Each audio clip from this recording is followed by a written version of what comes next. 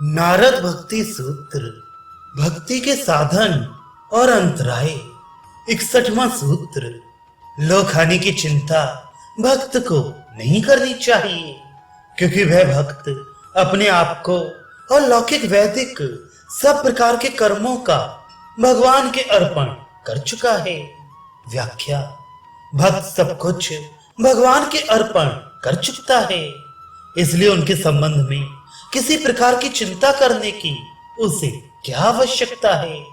उसको तो केवल एक प्रियतम भगवान के चिंतन की ही चिंता रहनी चाहिए। स्त्री, पुत्र, धन, जन, मान आदि पदार्थ रहे या चले जाएं, उसे इनकी कोई परवाह नहीं, क्योंकि यह तो इन्हें पहले ही भगवान के समर्पण करके सर्वथा अकिंचन हो चुका है। फिर उसके पास इनकी चिंता करने के लिए समय और चिंता करने वाला चित्त भी कहाँ है। उसके चित्त को तो एकमात्र चिंता हरण चिंतामणि की चिंता ने चुरा लिया है। वे चतुर्चोक चूड़ामणि कभी उसके चित्त को वापस देना ही नहीं चाहते। फिर वे चित्त के अभाव में किसी हानि की चिंता ही कैसे करे। अतः इस पथ के पथिक को लोक हानि की कोई चिंता नहीं करनी चाहिए। उसे तो सबके सार अर्थ श्री भगवान का ही चिंतन करना चाहिए, और भक्त के हृदय में ऐसा ही होता भी है। 62वां सूत्र, परंतु जब तक भक्ति में सिद्धि ना मिले तब तक लोक व्यवहार का त्याग नहीं करना चाहिए, किंतु फल त्याग कर निष्काम भाव से उस भक्ति का साधन करना चाहिए। व्याख्या, प्रेम प्राप्त होने पर लौकिक और वैदिक कर्म छूट जाते हैं। जानबूझकर उनका स्वरूप से त्याग नहीं करना पड़ता। समर्पण का अर्थ उसका मन से समर्पण ही है। फिर जब प्रेम की उच्च दशा प्राप्त होती है, तब विधि निषेध के परे पहुंच जाने के कारण ये सब कर्म स्वतः ही उसे विधि के बंधन से मुक्त कर अलग हो जाते हैं। उस स्थिति का यही नियम है। परंतु जो जानबूझकर प्रेम के नाम पर शास्त्र विधि का त्याग करता है, उसे भक्ति की सिद्धि सहज में नहीं होती। इसलिए सूत्रकार कहते हैं कि लोक व्यवहार का त्याग जानबूझकर मत करो। फल की कामना छोड़कर कर्म करते रहो। निष्काम कर्म करने वाला स्वयं भी लोक हानि की चिंता से छूट जाता है, और उसके वे भगवत प्रीत्यर्थ निष्काम से किए हुए लौकिक कर्म भक्ति की प्राप्ति में साधक बन जाते हैं। 63वां सूत्र, स्त्री, धन, नास्तिक और वैरी का चरित्र नहीं सुनना चाहिए।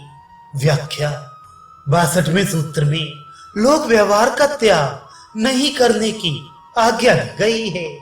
अतः लोक व्यवहार तो करना चाहिए, परंतु प्रेम पथ के पथिक को लोक व्यवहार में भी स्त्री, धन, नास्तिक और शत्रु के चरित्र शिवण से तो बचना ही चाहिए। जिसका मन स्त्री की चिंता में लग गया, वह भगवान की चिंता किस प्रकार कर सकता है। स्त्री की चिंता से काम की उत्पत्ति होती है, और काम प्रेम मार्ग में सबसे बड़ा बाधक है। स्त्री संबंधी बातों के सुनने, पढ़ने और देखने से ही स्त्री चिंतन होता है।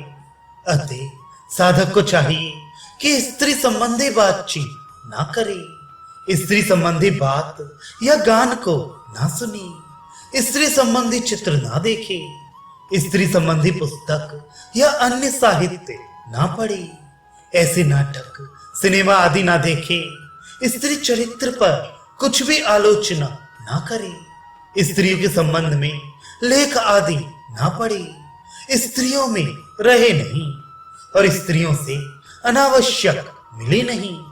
जो साधक गृहस्थ हो, उन्हें अपनी विवाहिता पत्नी के सिवा यथा साध्य अन्य स्त्रियों से मिलने से बचना चाहिए। स्त्री संबंधी चर्चा करना, सुनना, स्त्रियों के चित्रादि देखना तो सभी के लिए हानिकारक है।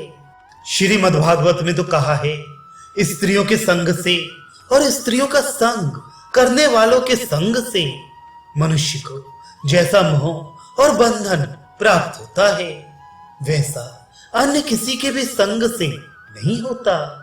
जैसे पुरुषों के लिए स्त्री का संग त्याज है, इसी प्रकार स्त्रियों के लिए भी पुरुषों का संग सर्वथा त्याज्य है। धन के चिंतन से लोभ की उत्पत्ति होती है।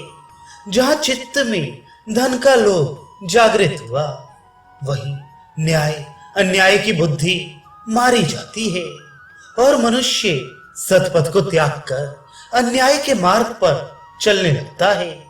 अतः धन और धनियों की भोग और गर्व भरी बातें नहीं सुननी और ना देखनी चाहिए। जिनका ईश्वर और शास्त्रों पर विश्वास नहीं है, वे ही नास्तिक हैं। ईश्वर का अस्तित्व न मानने वाले नास्तिकों के समान जगत के जीवों का शत्रु शायद ही कोई है। इसमें क्या रखा है, उसमें क्या है? ईश्वर केवल ढोंग है। किसने ईश्वर को देखा है? आत्मा तो कल्पना मात्र है। ऐसी बातें बकने वाले और ईश्वर तथा शास्त्रों की निंदा करने वाले कुतर्कियों का संग करने तथा उनके चरित्र सुनने से ईश्वर में अश्रद्धा पैदा होती है और ईश्वर में अश्रद्धा के समान पतन का साधन और कोई सा भी नहीं है। अतएव नास्तिकों से सदा बचना चाहिए। वास्तव में भक्त के मन के सिवा उसका कोई भी शत्रु नहीं है। जो सब जगत में अपने प्राण राम परमात्मा को व्याप्त देखता है, जो जगत को श्री कृष्ण में देखता है, वह कैसे किसको अपना बैरी मान सकता है?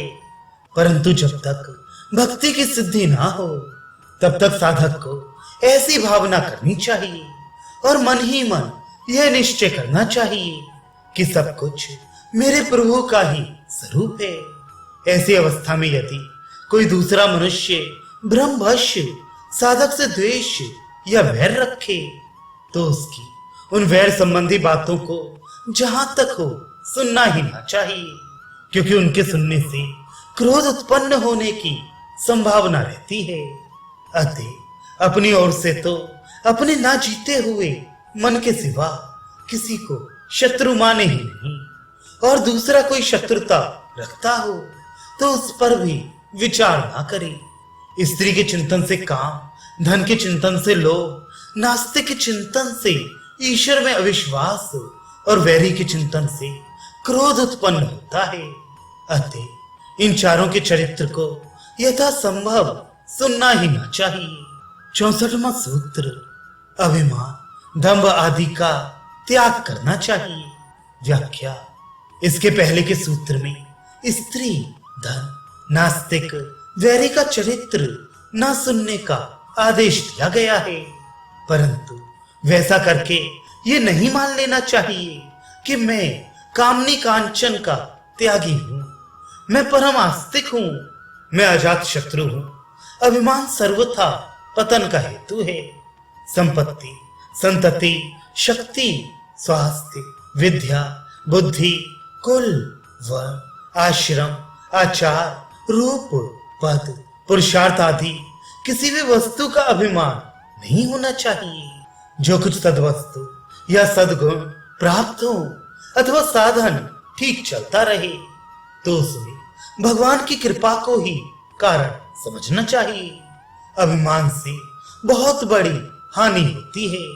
अतः अभिमान का सर्वथा त्याग करना चाहिए। यहाँ तक कि निराभिमानता के अभिमान को भी छोड़ देना चाहिए। अभिमान नाश का एक उत्तम उपाय दीनता, विनय और नम्रता है। नमन भक्ति से भी अभिमान का नाश होता है। इसी प्रकार दंभ का भी त्याग करना चाहिए।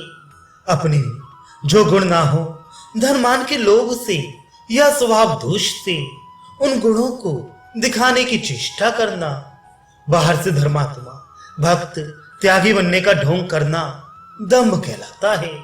दाम्भिक पुरुष का साधन पथ बहुत बुरी तरह से रुक जाता है। विद्या, बुद्धि और क्रिया कुशलता को समाप्त कर देता है।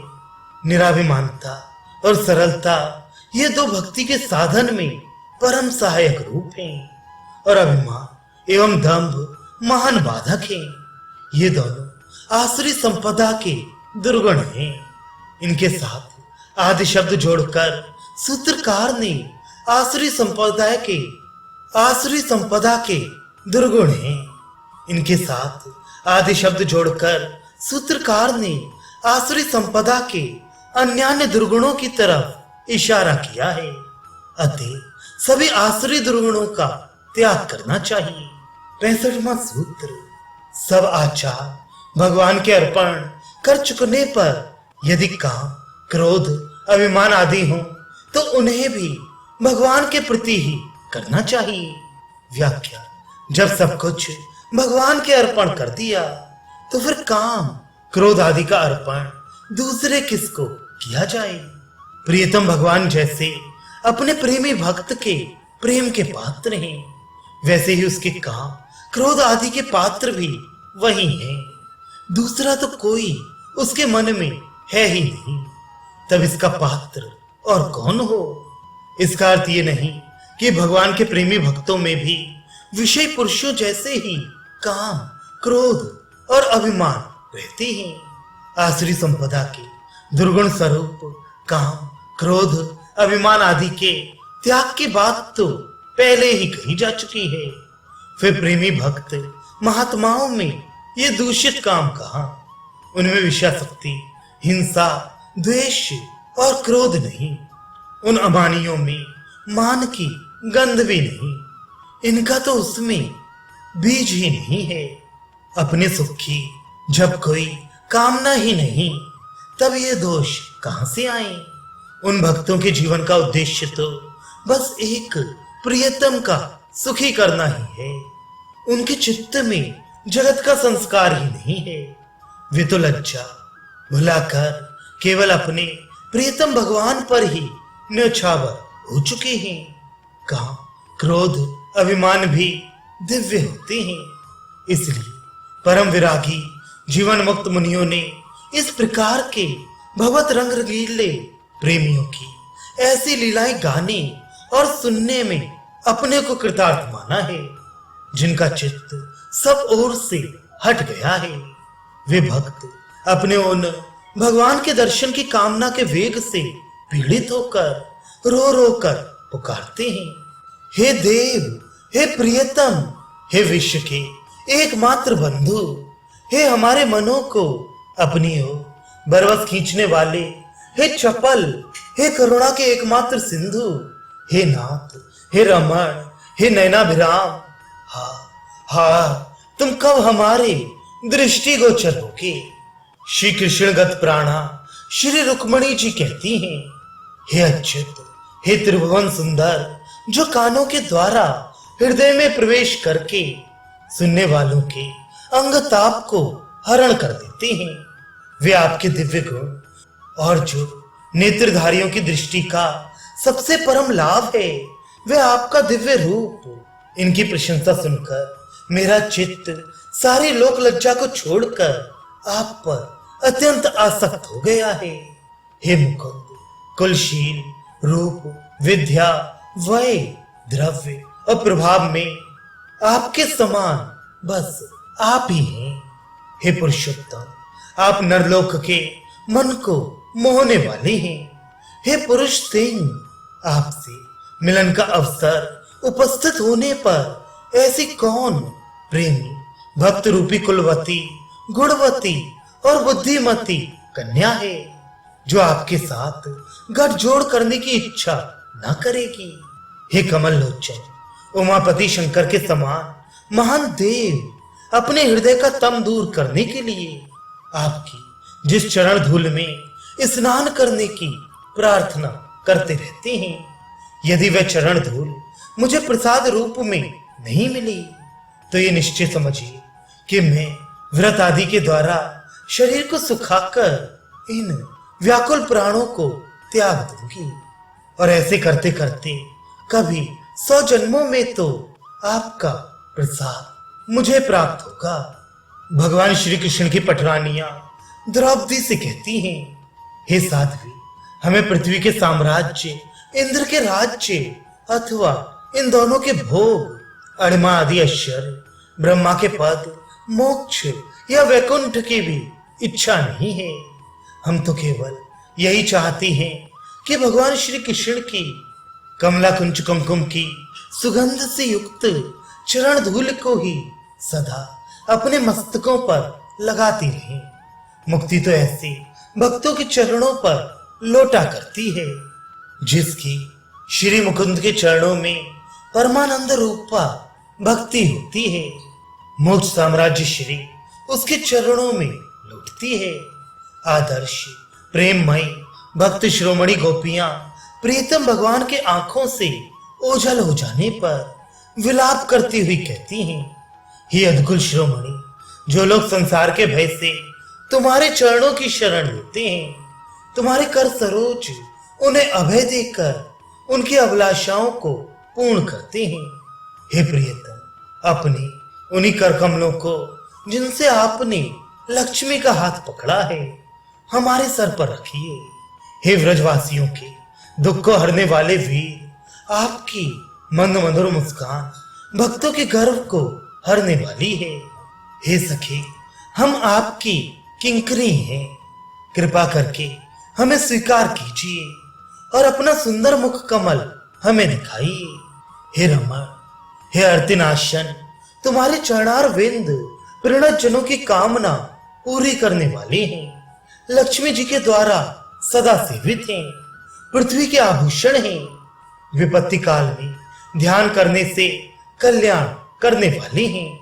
हे प्रियतम, उन परम कल्याणमय सुशीतल चरणों को हमारे तप्त हृदय पर स्थापित कीजिए। इस प्रकार प्रेमी भक्त श्री कृष्ण के काम से पीड़ित हुए सदा उन्हीं के लिए रोया करते हैं और उन्हें पुकारा करते हैं, और आंख मिचौने की सी लीला करने वाले लीला विहारी भगवान जब उनकी प्रेम पुकार सुनकर त्रिभुवन कमनीय योगी जन दुर्लभ देव देव प्रत्याशित ऋषि महर्षि महापुरुष चित्ताकर्षक निखिल सौंदर्य माधुर्य रसामृत सारभूत आनंद कंद मदन मोहन मनमत मनमत रूप में मंद मंद मुस्काते हुए और मुरली में अपना दिव्य मोहन सुर भरते हुए सहसा प्रकट होकर अपनी प्रेमानंद रस माधुरी चारों ओर बिखेर देते हैं,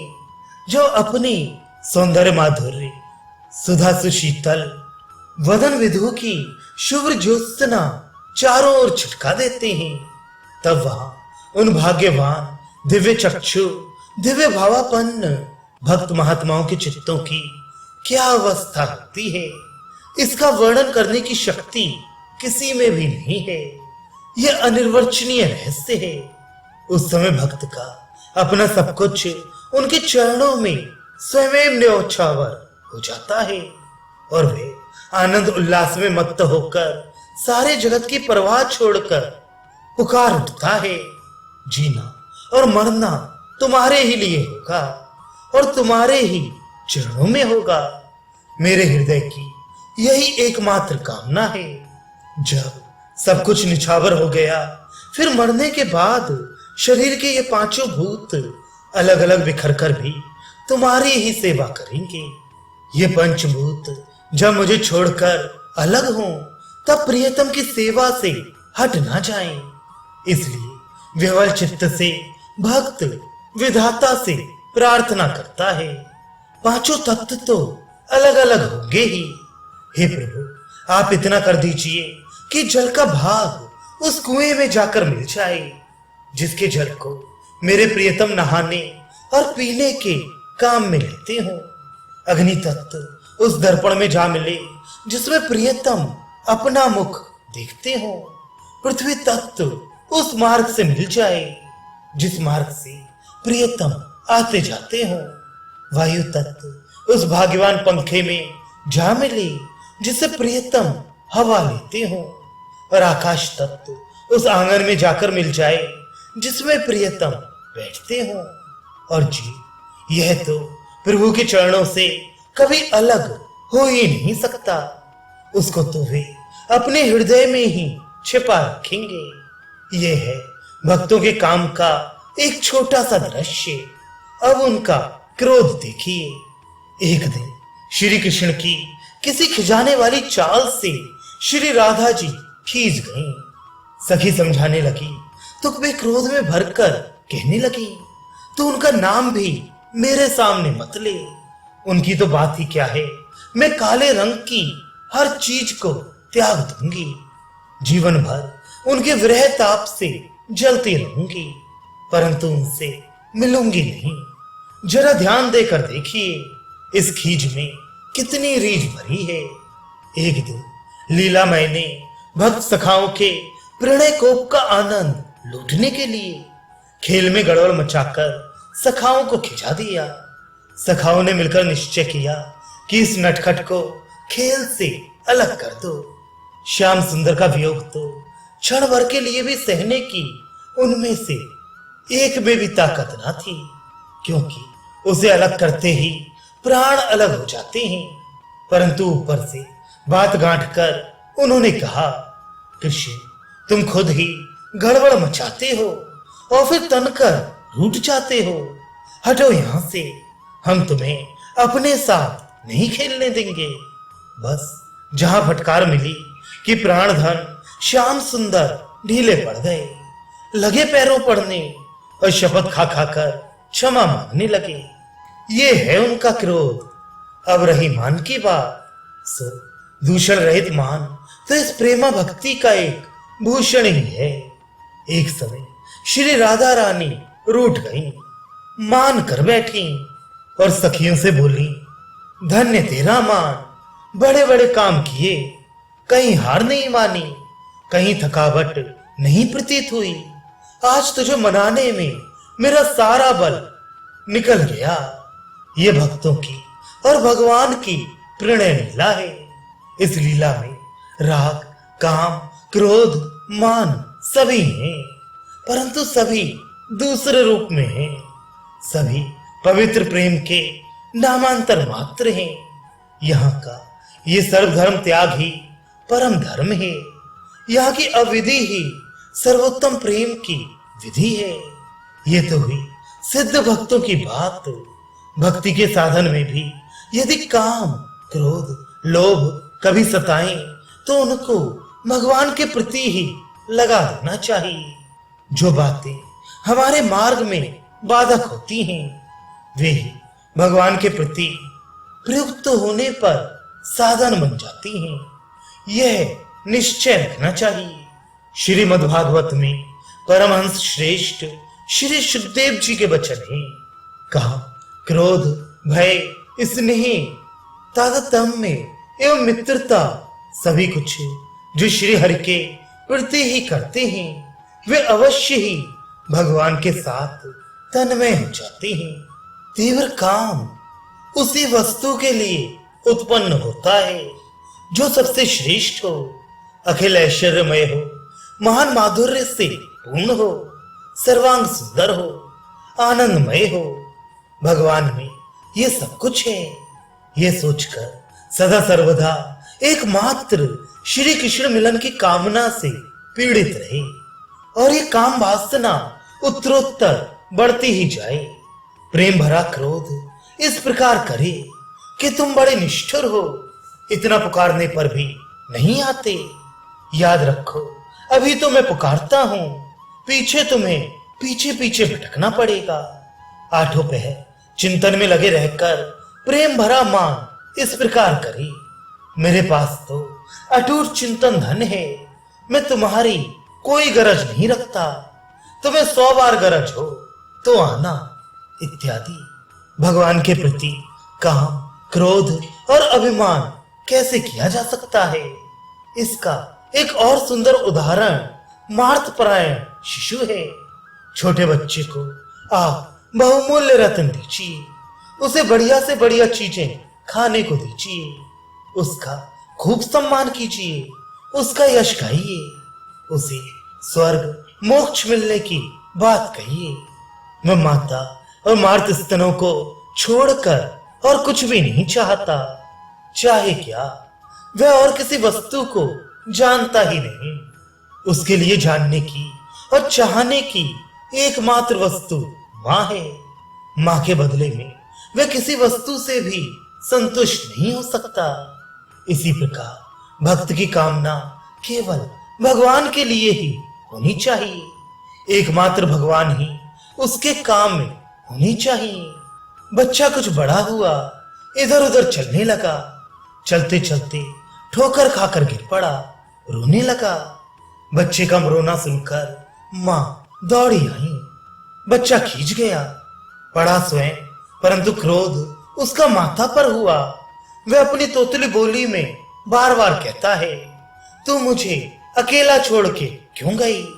फिर अभिमान करके रूठ जाता है, कहता है, जा, मैं तुझसे नहीं बोलूंगा, तेरी गोदी नहीं आऊंगा। मां मनाती है, गोद लेना चाहती है, स्तन पिलाना चाहती है। वह रोता हुआ आगे आगे भागता है। वह ऐसा क्यों करता है? इसलिए कि वह स्वाभाविक ही माता पर अपना अधिकार समझता है। माता को ही अपना सब कुछ समझता है। वह भूखा रहे तो माँ का दोष, वह गिर जाए तो माँ का अपराध, वह सो ना सके तो माता का अपराध। और अपराध का दंड खींचना और उठना, क्रोध और अभिमान। इसी प्रकार निर्भर भक्त भी अपने भगवान के प्रति काम, क्रोध और अभिमान आदि कर सकता है।